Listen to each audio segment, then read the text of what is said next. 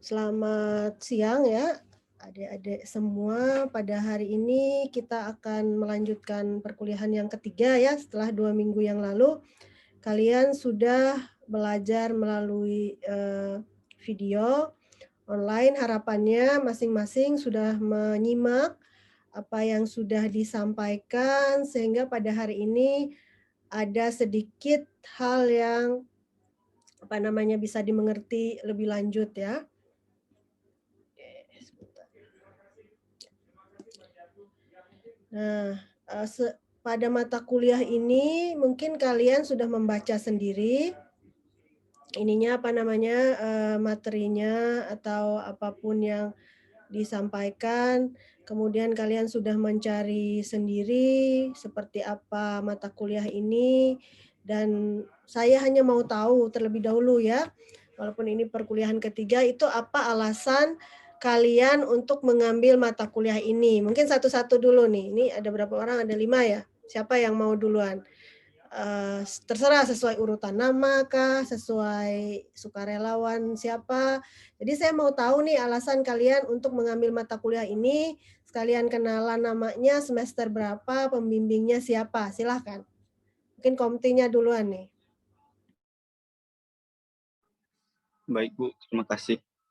Perkenalkan, nama saya Rahmat Effendi, saya angkatan 2018. Saya mengambil SIG dan pengindaran jarak, yaitu untuk lebih tahu mengenai tentang sistem dan penginderaan itu seperti apa gitu. Menyampaikan, nanti mungkin kita kuliahnya sih tidak lama ya, sampai selesai slide ini. Nah, apa sih peta seperti itu. Minggu yang lalu kalian sudah melihat atau belajar sendiri tentang apa itu dasar-dasar sistem informasi geografi, kemudian seperti apa sih kalau kita melakukan analisis spasial secara digital, paling tidak sudah ada pengetahuan. Nah, ujung dari semuanya itu sebenarnya kita membuat peta ya. Jadi membuat peta tapi secara digital. Nah, apa itu peta? Peta itu kalau sekarang itu bentuknya adalah mayoritas dalam bentuk soft copy. Soft copy, PDF, mau JPEG, mau SHP, mau bentuk yang lainnya, itu adalah bentuk peta yang sekarang. Kalau zaman dulu, mungkin zaman kalian SD, SMP, SMA, ketika ngambil mata kuliah geografi, gurunya itu menunjukkan peta yang print out ya, atau buku atlas, atau globe, atau yang bisa kita lihat lah, atau itu peta yang besar yang di dinding biasa ditaruh. Nah, dulu sebelum-sebelumnya memang seperti itu. Nah, sekarang semuanya beralih ke soft copy semua, dan itu lebih gampang untuk kita gunakan atau kita analisis. Nah, dalam ini adalah salah satu contohnya, kalau misalnya kalian di sini mayoritas minat tanah, pasti harus tahu dong seperti apa itu peta tanah. Jangan sampai ketika ditanya nih, ini sering pertanyaan yang saya tanya untuk mahasiswa, karena kan kita hampir setiap semester atau setiap mata kuliah kalian sudah selalu mendengar nih dosennya bilang lahan gambut ya. Nah, selalu saya tanya nih untuk ngetes mahasiswa, sebenarnya lahan apa sih yang paling luas di Kalimantan Tengah misalnya? Ternyata jawabannya lahan gambut. Sebenarnya tidak ya. Lahan yang paling luas adalah lahan non gambut. Tetapi kenapa lahan gambut itu karena alasan-alasan tertentu seperti itu. Nah, makanya kalau kalian bisa lihat petanya bisa tahu, misalnya seperti ini, lahan gambut dinamakan biasanya istosol ya. Ternyata istosol itu sangat kecil sekali, hanya di bagian-bagian selatan dari Kalimantan Tengah. Nah, itu kalau kalian tidak punya petanya kan kalian tidak bisa membayangkan, hanya mendengar saja, sambung menyambung mendengar ya belum tentu itu kenyataannya seperti itu. Nah, itu adalah manfaat dari peta. Kemudian ini yang jenis peta yang biasa kalian lihat, ini ada peta yang lebih ke peta sistem. Jadi bisa sistem jalan, sistem jaringan telepon, bisa jaringan PDAM misalnya, atau jaringan internet, sekarang kan pelanggan internet atau jaringan lainnya. Ini seperti ini biasanya bentuknya, jadi hanya garis dan titik. Kalau sebelumnya itu ada poligon, ada garis, ada titik. Sorry ya. Kemudian ini adalah peta itu sendiri punya pengertian adalah cara komunikasi. Jadi peta itu selain teks kan kita bisa berkomunikasi melalui visual, salah satunya peta. Nah itu, kita bisa melihatnya dari aspek keruangan atau spasial, baik ukuran kecil maupun seluruh permukaan bumi. Kalau seluruh permukaan bumi itu kan 3 dimensi ya, 3 dimensi. Sekarang kalian gampang bisa melihatnya lewat Google Earth yang paling gampang, nggak usah beli apa, bola dunia lagi. Jadi tinggal search kelihatan. Kemudian kalau untuk yang bentuknya 2 dimensi ya Google Map, kalian pasti di handphone sudah download atau kalian nggak usah jauh-jauh, biasanya kan kalau kalian pesan apa, GoFood kan tuh ada tuh, itu Google Map sebenarnya. Abang GoFood-nya di mana, kalian di mana, jaraknya seperti apa. Nah, kemudian peta itu sendiri adalah kumpulan informasi maupun data secara 2 dimensi, pada umumnya 2 dimensi ya, berorientasi dalam bentuk garis. Nah, artinya datar. Kemudian memiliki peran untuk menyajikan informasi dalam mengambil keputusan. Nah, seperti tadi, sekarang adalah era-era di mana semua orang memanfaatkan peta.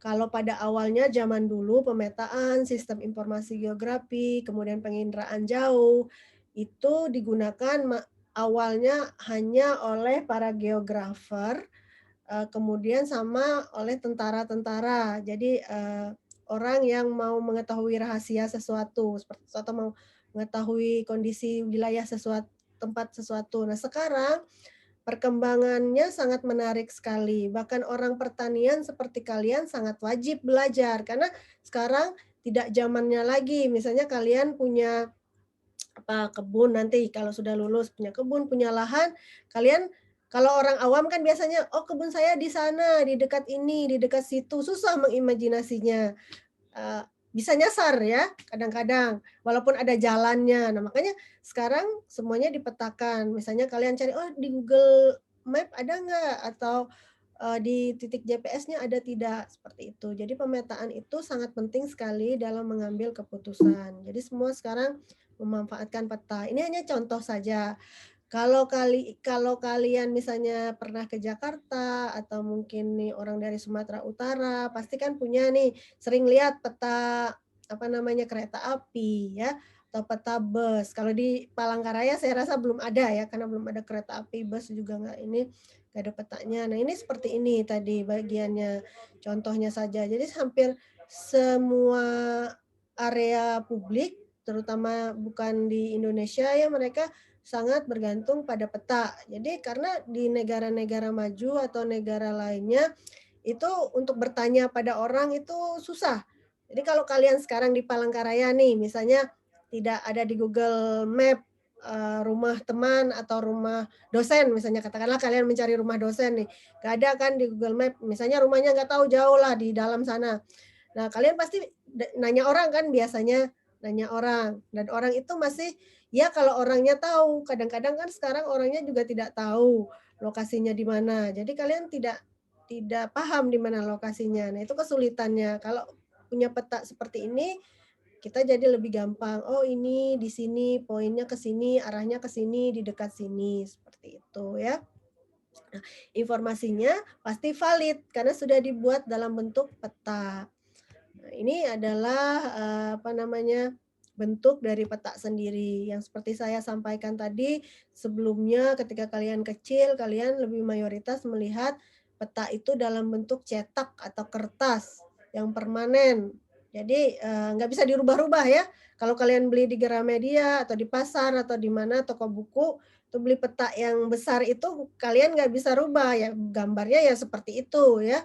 Kemudian, apa namanya, informasinya ya cuman itu saja.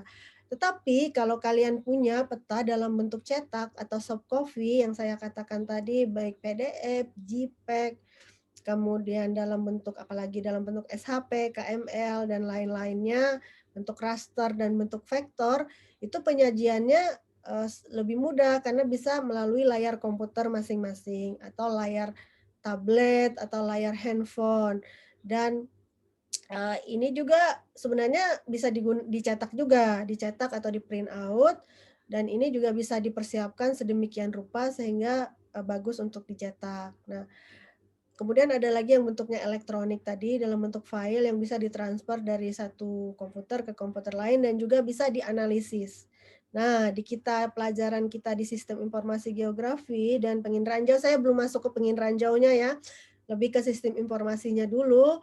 Eee, kita punya file, kita bisa otak-atik, ditambah, dikurang, ditampilkan dari satu komputer ke komputer lain menghasilkan informasi tadi, contohnya peta tanah. Selain itu, peta juga bisa dikelompokkan kepada 5 bagian. Ada macam-macam ternyata peta itu sendiri, ada berdasarkan isi data yang disajikan. Misalnya peta umum. Peta umum, peta yang kalian bisa beli itu banyak di toko buku. Jadi peta isinya kan biasanya ada apa, administrasi, kemudian ada titik ibu kota di mana, ada sungai, ada gunung, ada dan lain-lain. Kemudian peta topografi, biasanya ada relief atau ada konturnya ya, terutama di peta-peta tanah itu biasanya ada relief, ada kontur, ada elevasi dan sebagainya. Kemudian ada peta, korografi, peta yang menggambarkan sebagian saja, contohnya atlas. Jadi kalau kalian beli buku atlas itu kan ada satu-satu ya, ada misalnya kabupaten A, kabupaten C, atau kota A, kota B, atau provinsi A, B, C, atau pulau tertentu. Jadi tidak keseluruhan, kelihatannya tidak semua dibagi-bagi seperti itu. Kemudian ada peta dunia juga, biasanya skala kecil tapi cakupannya luas. Jadi kalau kalian sekarang kan searching aja di apa namanya, di Google, kalian bisa menemukan peta misalnya dunia. Nah itu tapi kecil-kecil ya, hampir tidak kelihatan, kalau desa nggak kelihatan, provinsi aja tidak kelihatan. Kemudian ada juga peta khusus atau peta tematik, jadi punya tema tertentu. Misalnya tadi peta tanah itu kan hanya digunakan untuk orang-orang tanah. Ada lagi peta misalnya penggunaan lahan, tutupan lahan, itu biasanya digunakan orang-orang kehutanan. Peta penduduk misalnya digunakan oleh Badan Statistik atau kemudian Dukcapil. Nah, kemudian peta persebaran objek wisata, juga bisa kalian lihat titiknya, misalnya, saya nggak tahu kalau di Palangkaraya, saya belum searching ya, kan ada tuh, wisata di Palangkaraya di mana aja titiknya, misalnya di Taman Nasional Subangau, kemudian di mana itu, Bukit Batu ya, di Tangkiling sana dan segala macam tuh, bisa dibuatkan petanya. Jadi macam-macam saja bentuk peta itu tergantung dengan tujuannya masing-masing saja. Kemudian ada peta berdasarkan sumber datanya sendiri. Tadi peta turunan sama peta induk. Nah ini terutama untuk orang-orang tanah ya. Peta turunan itu biasanya diturunkan dari peta acuan yang sudah dibuat. Jadi kita tidak perlu survei langsung ke lapangan, tetapi kita bisa menurunkannya dari peta hasil survei. Sedangkan peta induk atau peta survei langsung ini kita ambil dari survei di lapangan. Nah, mungkin minggu yang lalu ada saya singgung juga bagaimana cara mendapatkan data, misalnya untuk orang-orang tanah atau hanya melalui survei. Tanpa survei kita tidak bisa melakukan apa-apa. Jadi pengumpulan datanya bisa dilakukan dengan survei. Kemudian ada peta berdasarkan tingkat skalanya juga. Jadi ada yang peta skalanya besar, ada yang sangat besar, ada yang sedang, kecil, dan geografis. Jadi semakin besar skalanya, ketika kita zoom, itu akan terlihat lokasi-lokasi detail tertentu. Tetapi kalau semakin rendah skala petanya, itu semakin kalau kalian zoom itu tidak kelihatan wilayah-wilayah tertentu. Makanya, semakin detail kita mengumpulkan data dalam suatu wilayah, maka kita, akan apa namanya, perlu banyak tenaga dan waktu, karena informasi yang kita cari atau kita survei itu semakin detail.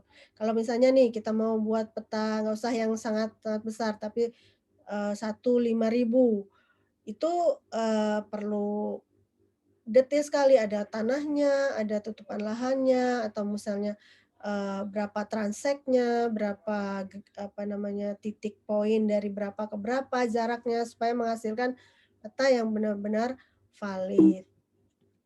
Kemudian ada lagi peta yang berdasarkan bentuk simetrisnya. Jadi peta datar yang tadi sudah saya singgung di awal, peta datar, peta 2 dimensi, peta biasa, peta planimeter bentuknya datar, di bisa juga di kertas, bisa juga di kain, bisa juga di mana, media yang datar, kalian bisa melihat. Kemudian ada peta 3 dimensi namanya atau peta stereometri.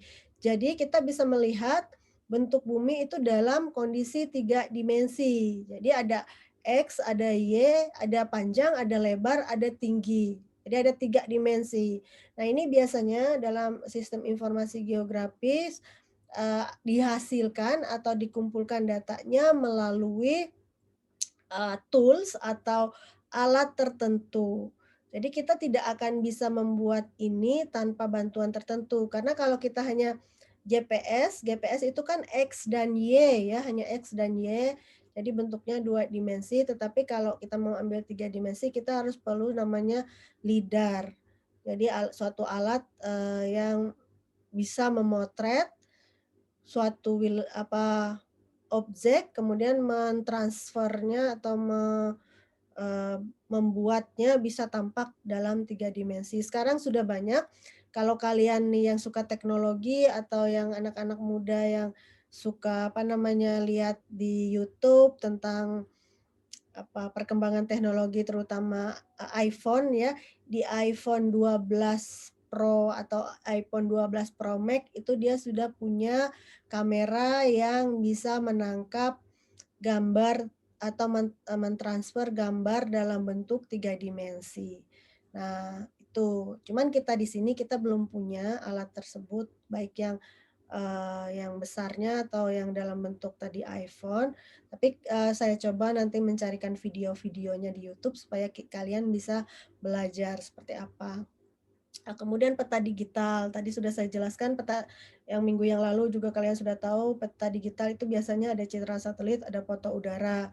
Kemudian ada peta garis, garis hanya garis, titik, dan luasan. Nah, ada peta foto. Jadi foto ini yang cukup menarik juga, foto ini kan kalian bisa, ambil dengan kalau zaman dulu itu diambil dengan pesawat udara, tetapi sekarang itu sudah mesinnya canggih, peta foto ini bisa diambil dengan drone. Mungkin nanti kita coba melihat seperti apa cara pengambilan fotonya kalau ada waktu ya.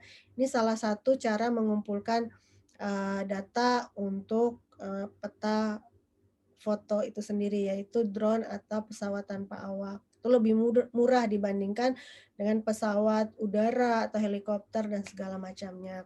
Kemudian itu tadi jenis peta, sekarang tipe peta. Tipe peta itu ada atlas, ada tematik peta, ada peta fisik, ada peta jalan, ada peta cuaca, ada peta politik, dan ada peta iklim. Jadi macam-macam tergantung kita mau lihat apa. Jadi dalam satu peta itu tentu tidak bisa memuat semua informasi. Jadi harus satu-satu, harus spesifik ya. Jadi, misalnya kalian mau tahu kondisi cuaca, tentu tidak bisa lihat di Google Map kan, karena Google Map itu sebenarnya adalah street map atau peta jalan saja ya, mayoritas peta jalan saja atau peta fisik. Kemudian kalian kalau mau tahu kondisi, apa namanya,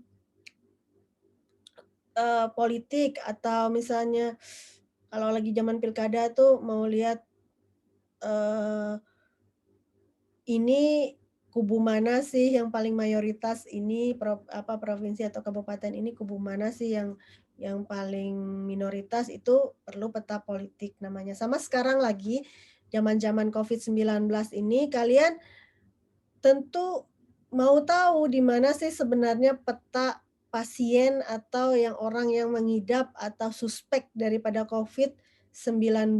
Nah, di kita memang belum punya ya peta sebaran penderita itu, tetapi di luar negeri itu sudah ada. Jadi setiap penderita COVID-19 itu diberikan semacam gelang atau disuruh download aplikasi di handphone supaya orang tahu nih titik tempat tinggal koordinatnya di mana, sehingga, orang bisa menjauhi ya, tidak mendekati tempat tersebut. Nah, itu salah satu manfaat dari peta.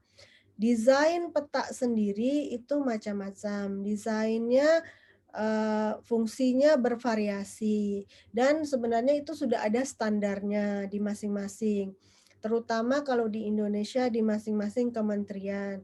Misalnya kalau peta tanah itu kan dibuat oleh Kementerian Pertanian ya, dia punya standar warnanya apa, jenis tanah ini warnanya apa, kemudian keterangannya seperti apa, kemudian apa namanya, apakah itu segitiga atau itu, persegi atau itu bentuk bintang. Kemudian belum ada peta juga yang dibuat oleh misalnya Badan Penanggulangan Bencana Nasional, misalnya peta bencana, itu dia juga punya, bencana tsunami itu daerah bencana tsunami itu warnanya apa, bencana kebakaran apa, bencana banjir apa. Nah, seperti itu. Mungkin minggu depan saya bisa tunjukkan beberapa website yang bisa menjadi salah satu sumber dalam pengumpulan data sistem informasi geografi, di luar tadi, di luar survei langsung ke lapangan gitu, dengan menggunakan alat-alat yang canggih. Jadi kalau kita survei tidak bisa meninggalkan GPS yang pertama, kalau mau membuat peta itu wajib. Kemudian kalau tadi punya, alat LiDAR, ya punya LiDAR atau punya drone, seperti itu. Jadi alat-alat itu sangat bermanfaat dalam pemetaan. Nah, biasanya di dalam membuat peta yang manual itu ada yang namanya operator, ada yang namanya ahli. Jadi operator itu biasanya seperti kalau di kita itu laboran ya. Nah, ahli ini seperti para peneliti misalnya. Jadi, eee, tidak si operator itu tidak bisa mengambil keputusan dalam menetapkan ini apa, desainnya seperti apa, tanpa berkonsultasi dengan ahli pemetaan atau GIS kalau sekarang atau kartografer kalau zaman dulu. Minimal dia sudah tahu seperti apa fungsi-fungsinya. Nah, ini adalah contoh ya unsur utama dalam penyajian peta secara profesional. Ada judul peta, ada serinya, ada skala. Penting sekali skala supaya kita tahu gambarannya karena 1 sentimeter di skala peta itu menunjukkan berapa kilometer di kondisi realnya. Jadi skala itu harus ada. Kemudian harus ada legenda atau informasinya, apa informasinya di sana, kapan waktu membuat petanya, kapan waktu surveinya. Kemudian sumber data, kalaupun kalian tidak survei, tapi sumber datanya harus dari mana. Nah, kemudian siapa yang membuat petanya, institusi mana yang punya legalitas membuat peta tersebut. Jadi tidak bisa sembarangan dalam membuat peta. Misalnya bisa saja sih kita belajar membuat peta, kalau kayak peta lokasi penelitian saja itu tidak masalah menurut saya ya, karena itu paling yang membaca juga orang-orang kalangan akademisi saja dan tidak akan digunakan untuk komersil. Tetapi kalau digunakan untuk komersil itu harus jelas dan harus lengkap informasinya. Ini hanya contoh saja peta tematik yang pernah saya buat. Ini adalah peta hutan dan lahan gambut, dalam range waktu tertentu, kemudian menunjukkan, oh ternyata ini kondisinya seperti ini. Itu harus ada judul, harus ada, keterangan apa, skala tadi, kemudian ada legendanya, misalnya warna merah itu apa, warna hijau apa, warna kuning apa, warna putih apa, skalanya berapa, kemudian ada, mmm, apa, lintang dan ada garis bujur, seperti itu. Nah, yang paling perlu diperhatikan dalam desain sebuah peta itu adalah sasarannya, perencanaannya, solusinya, kemudian evaluasinya seperti apa.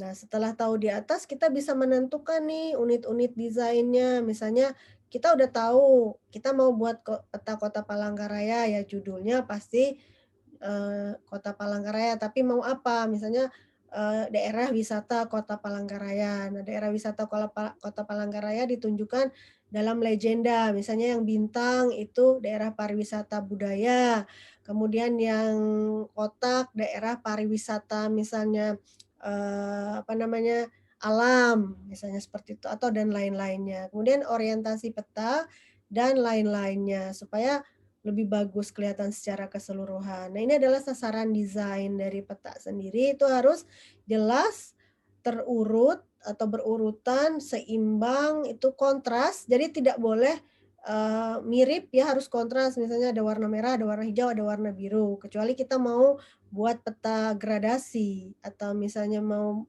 membuat apa, peta yang dari tinggi ke rendah seperti itu. Nah, kalau tidak, ya kita harus menggunakan kontras warna satu sama lain. Kemudian harus satu kesatuan dan harus harmoni. Jadi jangan satunya besar, tulisannya besar, gambarnya kecil, atau gambarnya terlalu besar, tulisannya terlalu kecil. Jadi harus diseimbangkan. Nah, ini harus target utamanya harus jelas ya.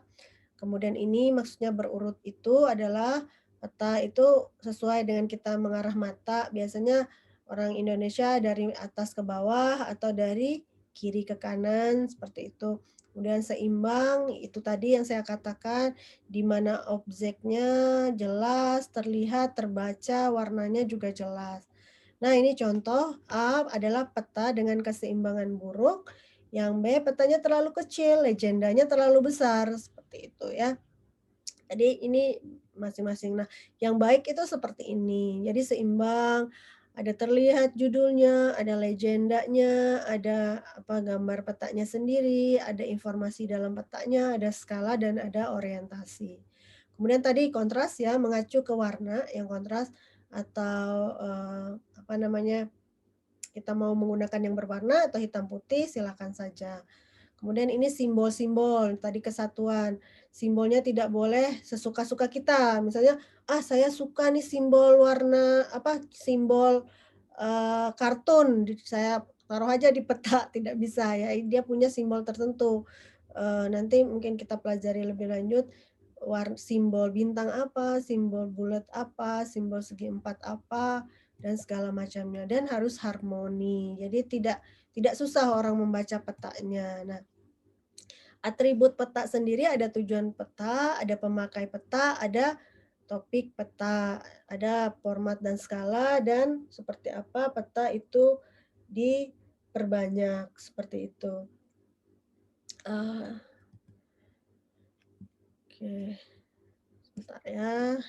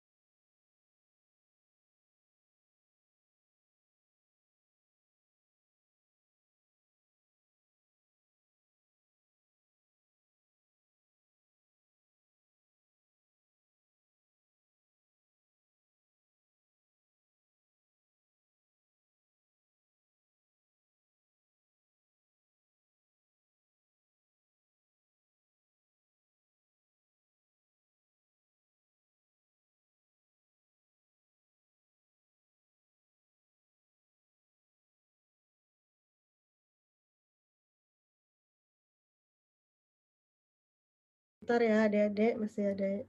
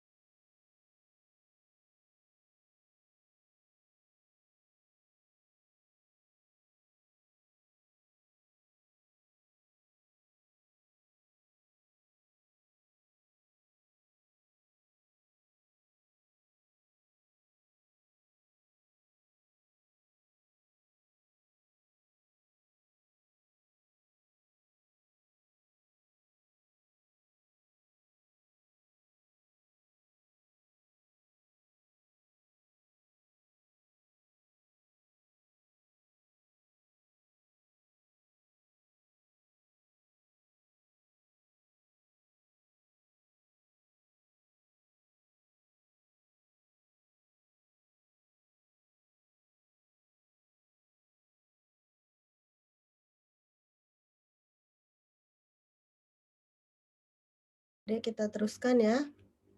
Eee, ini adalah anotasi peta. Anotasi itu tadi menunjukkan keterangan legenda ya, ada teks, ada kemudian label. Labelnya misalnya ada titik apa, nama-nama kota, linier, sungai, poligon, wilayah, termasuk warna ya. Kemudian kenampakan labelnya seperti apa, bisa melalui jenis fontnya, ukurannya, jaraknya, penempatan labelnya seperti apa. Nah, beberapa aturan daripada pembuatan label atau legenda, nama-nama sebaiknya benar dan terletak dekat objek yang dibuat seperti itu. Kemudian label yang kita gunakan tuh bisa mewakili objek yang ada di lapangan atau di peta tersebut. Jadi itu mudah dikenali. Dan itu sebaiknya tidak menutupi informasi dan tidak terlalu besar, tapi tidak terlalu kecil juga. Nah, format dan posisi label nama hendaknya langsung eee, membantu dalam penunjukan kepentingan suatu wilayah, cakupannya, kelompok objek petanya apa. Nah, misalnya ini contohnya, biasanya tubuh air itu adalah sungai, laut, kemudian kanal, itu biasanya, bisa dibuat dengan huruf miring. Untuk sungai, penempatannya mengikuti alur sungai. Misalnya kalau kalian perbesar peta, mungkin bisa juga langsung di Google Map ya, kalian bisa lihat kenapa, peta itu mengikuti alur sungai. Kemudian danau itu biasanya di tengah-tengah danau namanya. Nah, kalau danaunya kecil tidak muat ya di luar situ. Kemudian penulisan pantai, biasanya sepanjang garis pantai atau laut atau samudra, atau nama pulau, kemudian jalan, jalur kereta api dan lain-lain, itu sebaiknya menggunakan huruf yang normal. Jadi tidak menggunakan huruf yang macam-macam sehingga mudah dibaca. Nah, nama negara, batas politik, administrasi itu hendaknya tegak lurus dan menyebar mewakili seluruh area supaya misalnya kayak Kalimantan Tengah itu kan biasanya di tengah ya ditaruh namanya Kalimantan Tengah. Kemudian nama pegunungan biasanya menggunakan huruf besar. Nama titik kota biasanya itu, di mana posisinya sehingga tidak menutupi objeknya. Kemudian tadi, lebar garisnya juga harus sesuai, jangan terlalu tebal. Kemudian warnanya seperti apa, tipenya mau solid, mau yang terputus-putus itu punya maknanya. Simbol-simbol grafis, misalnya, simbol geometris, simbol piktorial, bentuk mirip dengan objek sebenarnya, atau fotografi. Jadi, bisa kalau mau menambahkan foto kalaupun diperlukan ya, tapi tidak banyak karena di peta biasanya paling satu 2 foto saja yang ditaruh di atas untuk menjelaskan, eee, kondisi atau seperti apa sebenarnya daerah peta tersebut. Nah, ini adalah 6 unsur dalam simbol data geografik. Ada bentuk titik, garis, area, ukurannya, ada kerapatannya, ada warnanya, ada teksturnya, ada orientasinya. Ini gambar saja, contohnya kalian bisa lihat di peta-peta itu kan ada simbol titik, ada simbol garis, ada simbol area. Nah, seperti ini, ukurannya macam-macam, kerapatannya macam-macam, warnanya juga. Nah, seperti itu. Jadi ini yang umum ada di peta. Jadi sudah ada aturannya, tidak boleh sembarangan. Biasanya kita warnanya itu mengikuti peta yang sebelumnya, kemudian simbolnya juga peta yang sebelumnya. Ini contoh-contoh simbol ya, jalan raya seperti apa, kemudian simbol kenampakan alam, misalnya sungai, gunung, danau, simbol garis, biasanya batas-batas negara, batas provinsi, batas daerah, batas desa, simbol area misalnya seperti ini. Kalau kalian misalnya pernah melihat namanya peta eee, geologi, itu kan ada formasi-formasinya, formasi A, B, C, ada namanya. Kemudian yang ini tadi, misalnya dalam peta tanah dia menggunakan warna sebagai legenda, seperti itu. Nah, itu, yang bisa kalian, pelajari. Saya coba buka ya, ini contohnya supaya gampang. Saya menggunakan Google Map ya, supaya, kalian bisa berimajinasi sih seperti apa sih contoh simbol-simbol yang ada di suatu peta.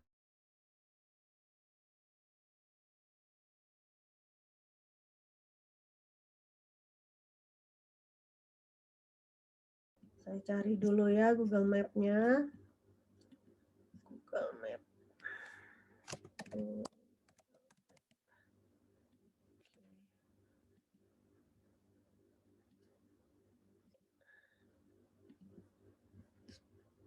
Coba saya share.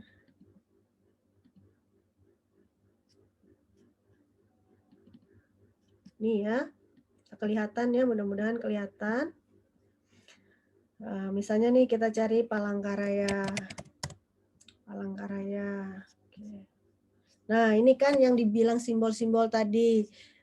Misalnya nih nama jalan kan dia mengikuti jalan, atau ini nama sungai ya? Ini Sungai Kahayan nih. Mana namanya mana ya? Nggak ada. Ini Sungai Kahayan. Biasanya namanya sesuai dengan lekukan sungainya. Nah, kalau jalan nih misalnya ada Jalan Ayani, dia mengikuti arus ini penulisan namanya. Nah, ini seperti ini. Jarang yang kita melihat ada di luar daripada jalan itu, kecuali jalannya kecil sekali, jadi tidak terlihat. Kemudian tadi ini untuk katakanlah ini keterangan beberapa tempat wisata ya, misalnya Museum Balanga, dia ada di luar karena tidak mungkin ditumpang tindih di titik sini ya, jadi seperti itu. Nah, contohnya apalagi ya? Simbol jalan mungkin seperti ini. Nah, di sini di peta ini kan ada macam-macam warnanya ya. Misalnya dia pakai simbolik, kalau hotel itu gambar gambar ranjang seperti ini. Kemudian kalau museum gambar bangunan seperti ini. Kemudian kalau hutan atau taman dia menggunakan simbolik pohon seperti itu. Jadi kalian juga harus benar-benar perhatikan ya, tidak boleh sembarangan. Misalnya karena saya suka simbol pohon ya, saya gunakan simbol pohon untuk misalnya posisi atau lokasi hotel atau lokasi universitas. Nah, itu bisa salah pengertian karena masing-masing sudah punya simbolnya masing-masing. Jadi dalam membuat peta itu harus perlu diperhatikan. Gak usah jauh-jauh, lihat dulu lah yang di Google Map ya, supaya tidak bingung simbolnya warnanya seperti apa. Nah, ini contoh saja ya. Ini kalian bisa lihat, nggak tahu nama sungai mana ya. Diperbesar. Ada. Coba kita cek Sungai Kahayan ya. Pak, cari sungai Sungai Rungan misalnya. Mana Sungai Rungan? Nggak kelihatan ya. Sungai Rungan, Sungai Kahayan. Sungai Kahayan.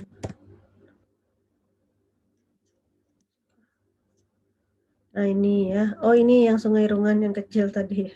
Sungai Rungan tuh berarti ini yang di Jalan Arut itu. Nah, ini jadi dia kan karena tidak muat di sini, di dalam karena sungainya kecil ya. Jadi dia di luar, di dekat-dekat sini yang dia dia taruh legendanya. Kalau Sungai Kahayan kok nggak kelihatan ya. Kalau sungai besar biasanya di dalam sungainya, sama seperti jalan ini tadi ya. Nah, ini juga jalan, dia nulisnya kan mengikuti kelokan jalannya juga. Mana lagi? Sungai Mentaya misalnya.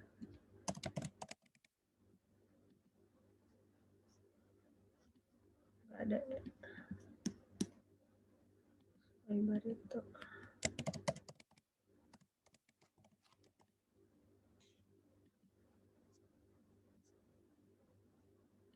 Mana kelihatan? Kan. Salah.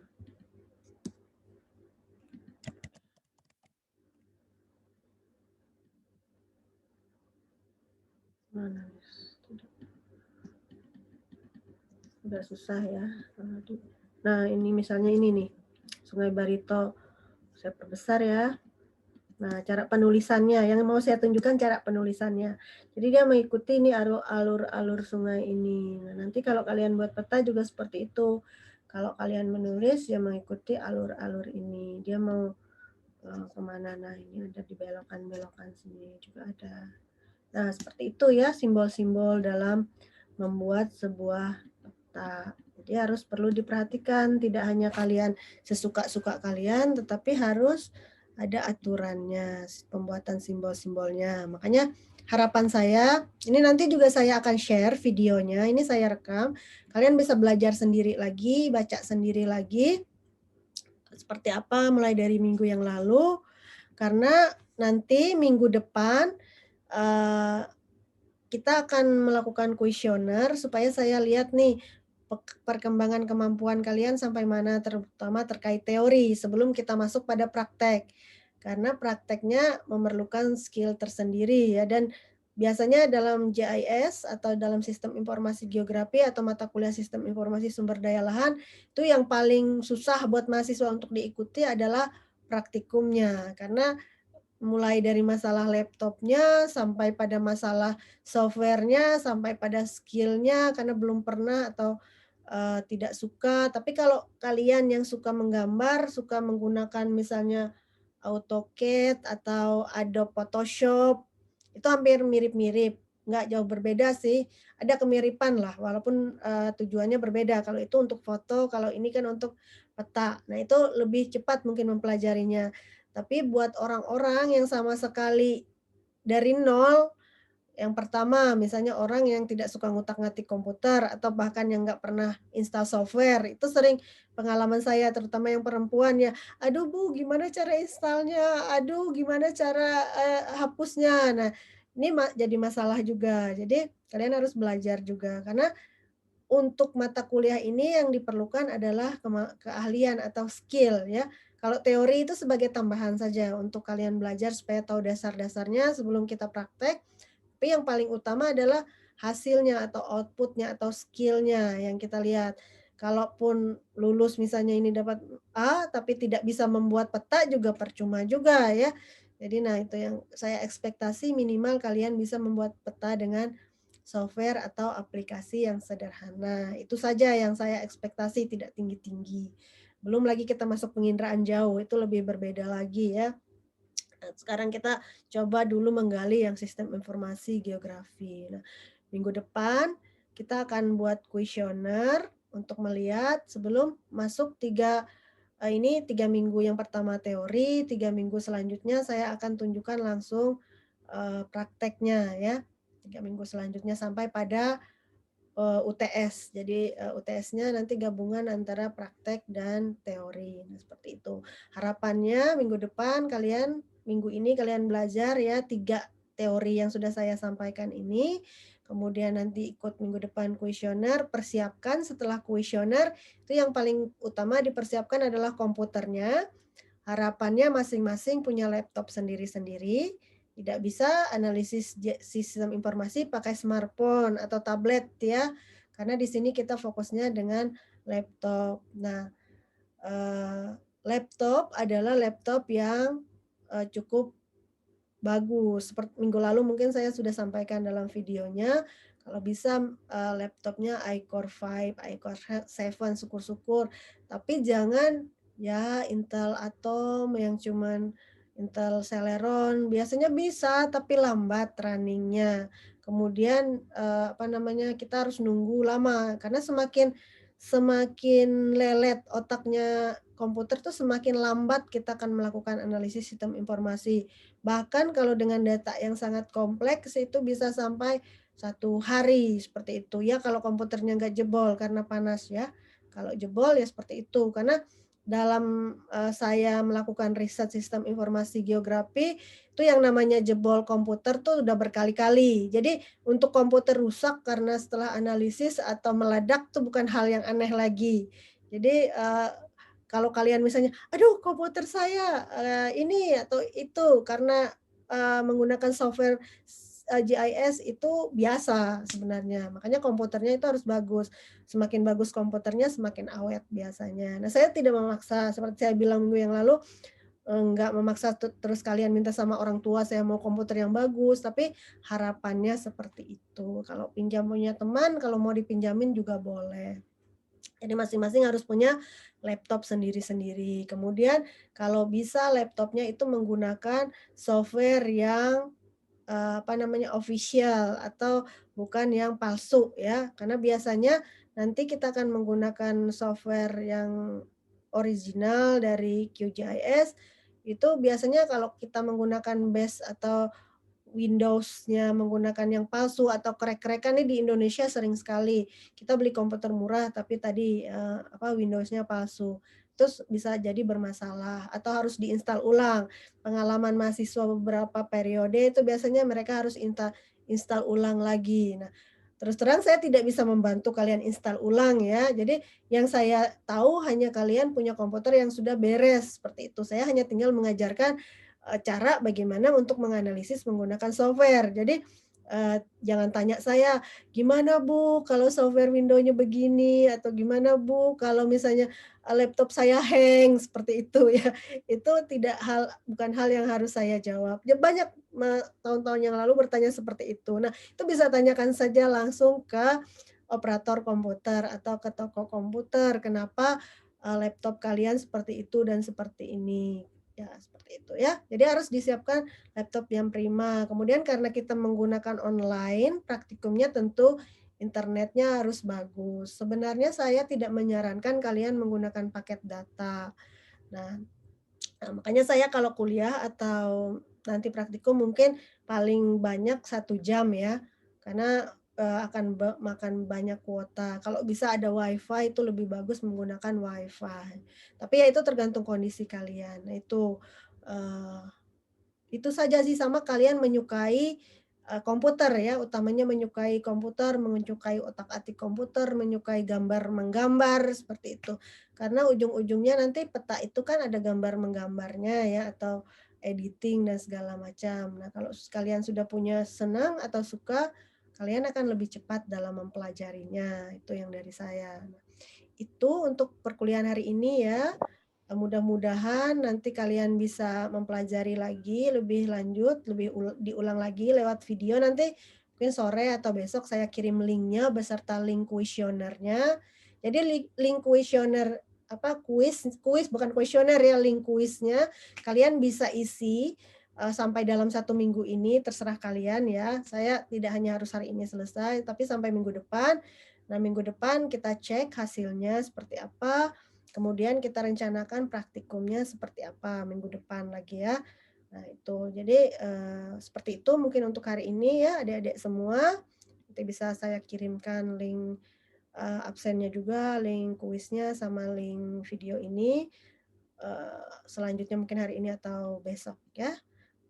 Harapannya seperti itu, mudah-mudahan kalian bisa mengikutinya dan mempelajarinya masing-masing karena kita tidak masih dalam kelas online daring ya. Saya tidak mungkin memaksa kalian juga sampai beberapa jam untuk belajar, itu terserah kalian, yang penting kalian bisa. Kalau saya sih, hasilnya adalah yang kalian bisa, mau kalian belajarnya besok, hari ini, kapan, tengah malam, siang, subuh, seperti itu terserah kalian saja, ya. Saya rasa karena ini sudah lewat 12.30 dan saya juga mau ada aktivitas yang lainnya, saya cukupkan saja kuliahnya sampai di sini ya. Nanti informasi selanjutnya akan saya sampaikan via Komtinya. Itu saja, selamat siang untuk, kita semua.